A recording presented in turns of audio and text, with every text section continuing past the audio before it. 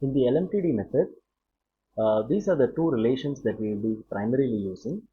The first relation is for the LMTD for a parallel flow heat exchanger.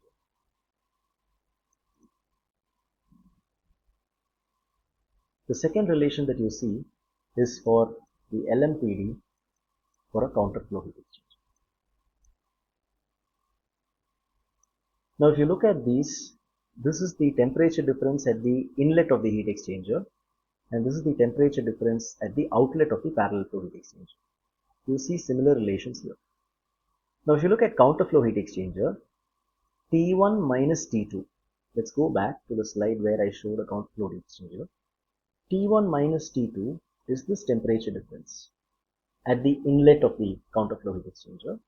Likewise, capital T2 minus small t1 is the temperature difference at the outlet of the heat exchanger. Now you see that this is again the same, T1 minus T2 and T2 minus T1.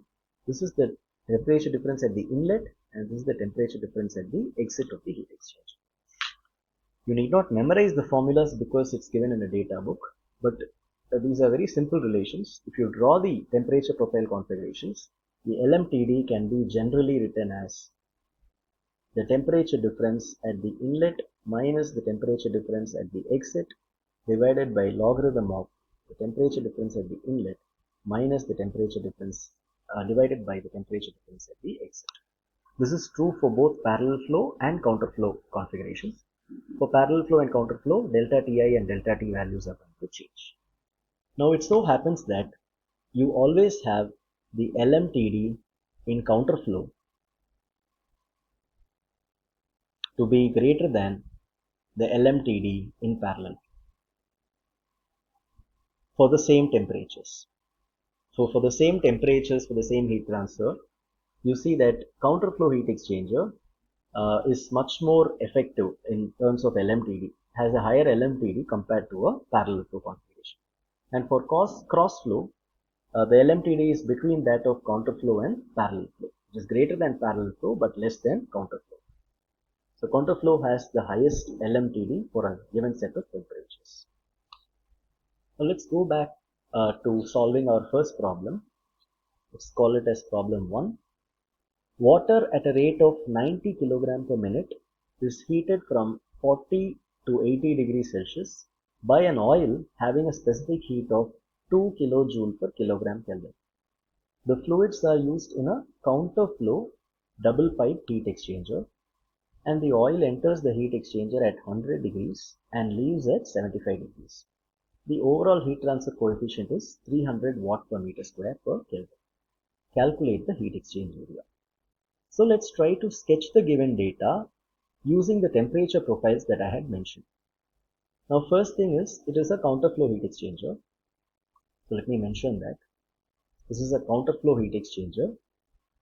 It's a simple double pipe heat exchanger. And the temperature, let's say this is the inlet and that is the exit plane of the heat exchanger. The hot fluid is oil. So this is oil, that is the hot fluid. And oil enters the heat exchanger at 100 degrees Celsius. So this is 100 degrees Celsius. And the oil leaves at 75 degrees Celsius. Okay, so this is oil. Oil is the hot fluid here. Now what about the cold fluid? The cold fluid is water. It says water is heated, which means water is the cold fluid, from 40 to 80. So 40 degrees Celsius is somewhere here, and 80, you see it is well above 75. So this is 80 degrees Celsius. Because it's a counterflow, I am drawing the direction of flow of the cold fluid to be opposite. So this is the flow of water. This is the temperature profile of water, and water here is the cold. The first step is to draw the temperature profiles in a counterflow in whatever configuration is there. Here I am being given that this heat exchanger is operating in counterflow configuration. So I'll first sketch the temperature profiles for a counterflow configuration. And then what I marked all the temperatures. This is capital T1, this is capital T2, this is small t1, and this is small t2. Now the other data that is given is water's flow rate is given. Since water is the cold fluid, I'm calling it as MC. MC is 90 kilogram per minute. I have to convert it to SI units, kilogram per second. So that's 90 by 60, which is 1.5 kilogram per second. And the oil's specific heat is given. Oil having a specific heat. So oil is the hot fluid. So the specific heat of the hot fluid is given as 2 kilojoule per kilogram per Kelvin, which is 2000 joule per kilogram per Kelvin. Again, I'm converting them to SI units. The overall heat transfer coefficient is given. So capital U is 300 watt per meter square per Kelvin. Now this is the given data. What are you supposed to find? You have to find the heat exchange area. So what is the heat exchange area in the heat exchange? This is what we're supposed to find. And we are going to use the LMTD method. Because I know all the temperatures, I prefer to use the LMTD method. In the LMTD method, because you know all the temperatures, you can find the LMTD.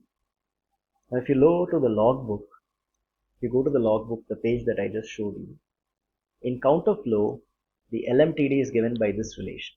So you just copy that relation. It is T1 minus T2 minus T2 minus T1 by logarithm of the same thing divided by T2 minus T1. So this is the formula for the LMTD. Now what you're supposed to do is you're supposed to substitute this, and since I told you these temperatures are the difference here, this is 20 degrees Celsius and that is nothing but 35 degrees Celsius. I can quickly substitute it here. Delta Tm is 20 minus 35 by logarithm of 20 divided by 35, 26.8 degrees Celsius. So the first step is you're calculating the LMTD for the heat exchanger. The LMTD turns out to be 26.8 degrees Celsius. And you're supposed to find the area. So if you make use of the fundamental relation, Q equals U A into LMTD. Now what all we know so far? We know the overall heat transfer coefficient. This is directly given. Because all the temperatures are known, we have found the LMTD. And area is what is supposed to be found. So if you can somehow figure out Q, then you can finish finding the area. Now how do you find Q? You have other relations. Q equal to MC Cc into delta T for the cold fluid, which is T2 minus T1. Or you can write Q as MH CH T1 minus T2 for the hot fluid. Q is the heat given out by the hot fluid or the heat absorbed by the cold fluid. So you can use either of the relations. Now if you look at what is given, C for the hot fluid is given, but mass flow rate is not given and the temperatures are known. For the cold fluid, mass flow rate is given, C is not given and the temperatures are known. But we know that the cold fluid is water. Now you can go to your data book and take the properties of liquid. In the index, you can look at properties of fluids, and your fluid here is water. Now if you find out the property of water, you go and find the property values of liquids, and the liquid here is water. We want the specific heat of water. This column is what we are interested in. And what temperature? You see that specific heat is a function of temperature. So what is the average temperature of water? Water enters at 40 and leaves at 80. So the average temperature of water is 40 plus 80 by 2, or the mean of 40 and 80, which is 60 degrees Celsius. So you can take the property value at 60 degrees Celsius, which happens to be 4183. So at 60 degrees Celsius, The Cp for water, this is the C for the cold fluid, is 4183 joule per kilogram per Kelvin. Since it's not given, I am going to assume this value or take this value from the data book. So now this is known, we have found Q. So Q can be written as MC Cc T2 minus T1. MC is given as 1.5 kg per second. Cc is 4183 from the data book. T2 minus T1 is 80 minus 40. And if you calculate this, you get a value of 250,980 watts, which I can write it as 250.98 kilowatt.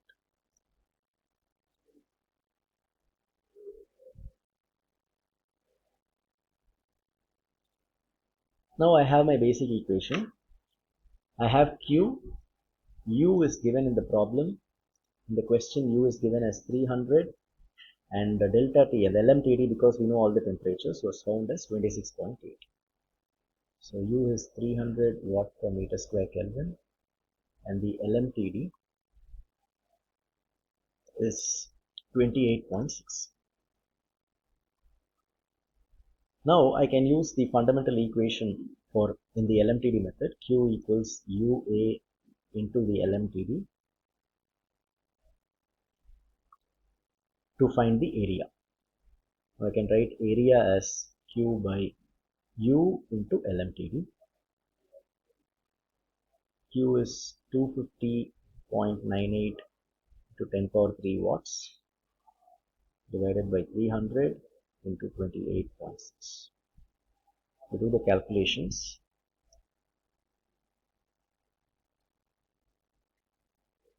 you get 29.25 meters square. So the heat exchange area required is about 29.25 meters square, which is a huge area. Thank you.